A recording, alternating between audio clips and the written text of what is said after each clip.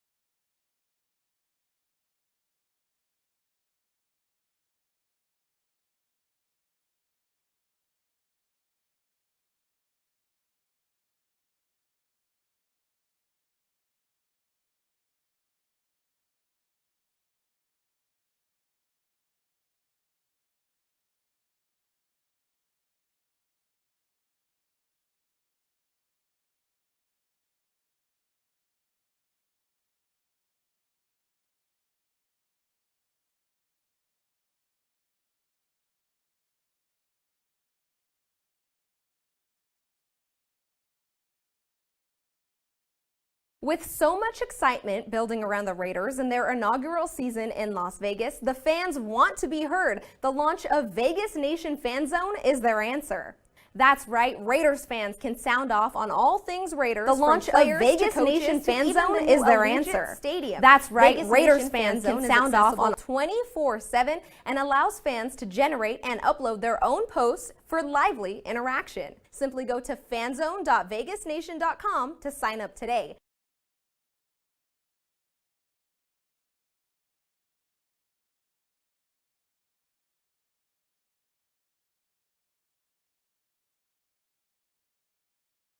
What's up, Raiders fans? How y'all doing? This is Sam Gordon here, Las Vegas Review-Journal. I'm checking in with you. It's Tuesday at noon. That means it is time for Raiders Fan Zone and to answer some questions. So Raiders are going through training camp right now. Had another practice today after a couple days off, and another interesting practice. But we're going to get through a couple questions here from Raiders fans. First up, we have Sean, who wants to know about the Raiders defense. What do you hear about the defense looking much faster and better so far in training camp? That is a great question, Sean. We have to remember the Raiders were the 24th ranked defense last year. This unit was not good. So they pretty much only have one way to go, right? You're either going to get better or you're going to get worse, and you can't get much worse. So the Raiders definitely addressed that during the offseason. They addressed their defense, especially the secondary, with Demarius Randall, the signings of Demarius Randall and Jeff Heath, drafting Damon Arnett, drafting Amik Robertson, and then having Jonathan Abram back in the fold, who missed most of his rookie season, the first-round pick in 2019. So, so far, the defense, definitely looks a lot faster, a lot more agile. You have a lot more versatility. You have a lot more depth. All these factors, all these things that are really important in having a good defense, these are building towards having a good defense, the Raiders made sure to address. The defensive line is deeper. You add Carl Nassib, you add Malik Collins. Now you have more pass rushing. You have more bodies to stop the run. This is going to be a much improved unit this year. I don't know if you're going to see it be one of the elite units in the league. I'm not ready to say that. But in terms of what you had last year, where you had a unit that really couldn't get any stops when it counted, this unit this year is going to be a lot better. Another question we have from Lucas, how is Tyrell Williams' injury going to affect Raiders receivers in the pass game? Another good question. As we know, Tyrell Williams tore his labrum yesterday. He's going to try and play through it, but it's a tough injury. It's a tricky injury to deal with, and he was expected to be the number 2 receiver this year, one of the main focal points in that passing game. Fortunately for the Raiders, they addressed the depth in the receiving core this year, just like they addressed the depth on their defense. You have a Henry Ruggs now who's number one, who can possibly be a number one receiver, a deep threat that can take the top off the defense. And the guy I would look at, especially in lieu of Williams' injury, is Bryan Edwards, the third-round pick out of South Carolina at 6'3", 220 pounds. He has the prototypical measurables to be a big play receiver with some possession elements mixed in. I think he's going to get the first opportunity to step in for Williams if Williams has to miss any time. Beyond that, you still have Darren Waller, who's one of the best receiving tight ends in the NFL. Josh Jacobs could be a little bit more of a factor in the passing game. And then you address the depth with guys like Nelson Aguilar, who, maybe you remember for his drops, but was a very productive receiver in Philadelphia for 5 years and has won a Super Bowl. You have Zay Jones in the fold. You have Marcel Aitman in the fold. Guys like that are, kind of fringe contributors, but still Mike Mayock thinks very highly of them. He talked about that today, that he is confident in that receiving core, even without Tyrell Williams, and believes that there is the requisite depth here in training camp and on the team to make a difference this season without having Williams in the fold. We have another question. Jake from Henderson wants to know, what have you seen from Derek Carr this year? Is he ready to be in command of the Raiders offense in a way that we haven't seen previously? Another good question. Derek Carr has struggled the last few years. That's not a secret. We know that. We know he won games in 2012 or 2016. He went 12-4, and the team made the playoffs. But there hasn't been that much production in the offense the last couple of seasons. This year, I expect that to change a little bit.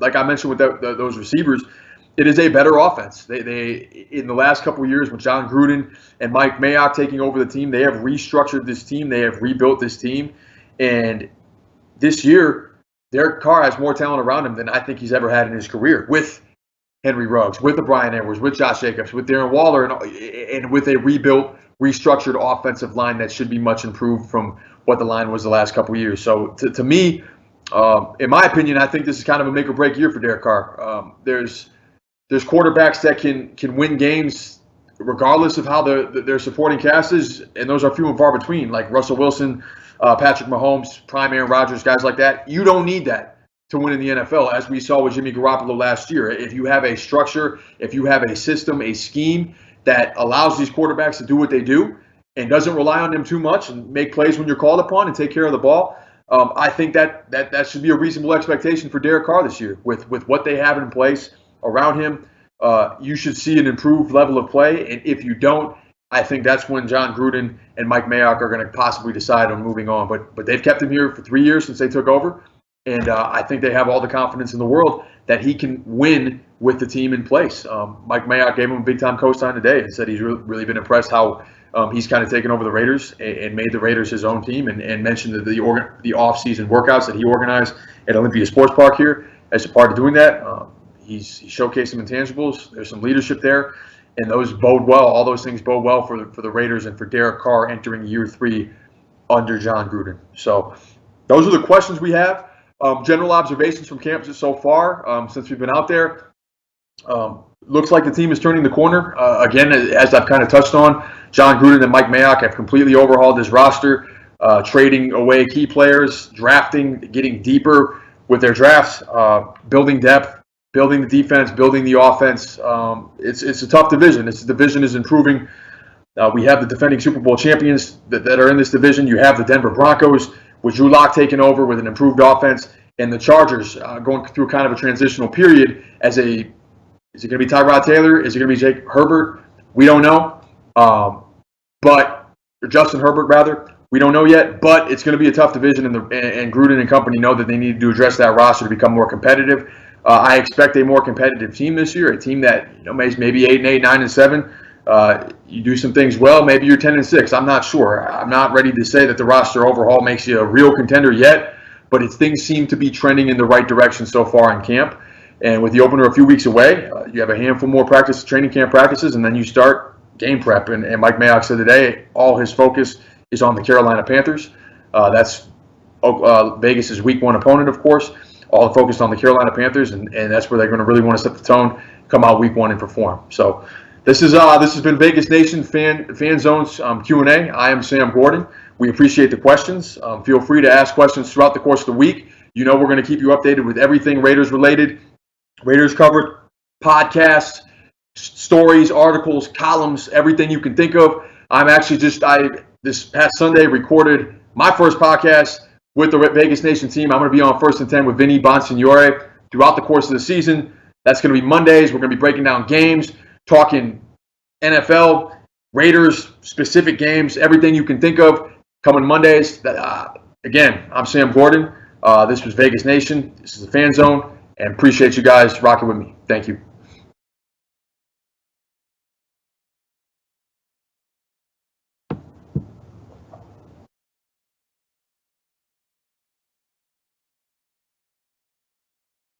With so much excitement building around the Raiders and their inaugural season in Las Vegas, the fans want to be heard. The launch of Vegas Nation Fan Zone is their answer. That's right, Raiders fans can sound off on all things Raiders, from players to coaches to even the new Allegiant Stadium. Vegas Nation Fan Zone is accessible 24/7 and allows fans to generate and upload their own posts for lively interaction. Simply go to fanzone.vegasnation.com